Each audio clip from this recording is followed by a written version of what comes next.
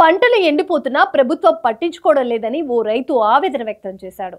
6 ఎకరాల పంట ఎండిపోయినా తన బావమర్ది అయిన ఎమ్మెల్యే బీర్ల ఐలయ్య స్పందించడం లేదని వాపోయాడు.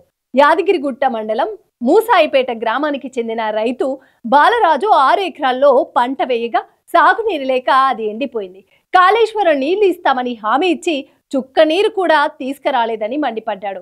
ఇప్పటికైనా ప్రభుత్వం స్పందించి తమలాంటి రైతులను ఆదుకోవాలని కోరాడు.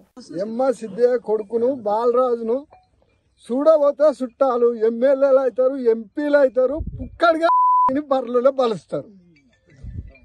మా చుట్టాలు కాదు, మా పక్కాలు కాదు. మేము ఎండిపోతున్నాం, చచ్చిపోతున్నాం అంటే ఇటంకలు వచ్చేటోళ్ళు లేరు, చూసేటోళ్ళు లేరు. మాకెందుకండి? మీరు పెద్దలు కావచ్చు, దునియా ఉండొచ్చు, కోర్టులు ఉండొచ్చు, పార్టీలు ఉండొచ్చు, పనికిరాని మనుషులు ఎందుకు మీరు అనేది నేను భావించి మూసాయిపేట గ్రామం ఆసామి వ్యవసాయ వృత్తి మనిషిని. కానీ మాకు ఇక్కడ ఏ పెద్ద మనిషి ఎమ్మెల్యేలు పట్టించుకుంటున్నారు, ఎంపీలు పట్టించుకుంటున్నారు. ఎండిపోయిన పొలాలు చూస్తలేరు, మమ్మల్ని పట్టించుకునే దాతలు లేరు, దక్కులు లేడు. ఇప్పుడు పాసం సస్తున్నాం. ఇక్కడ ఏడుపులు దుక్కులు వస్తున్నాయి.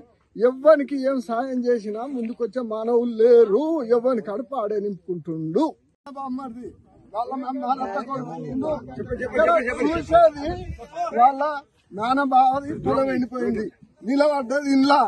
వాడికి ఏమైనా సిగ్గు సరం ఉంటే వచ్చి మాట్లాడమను.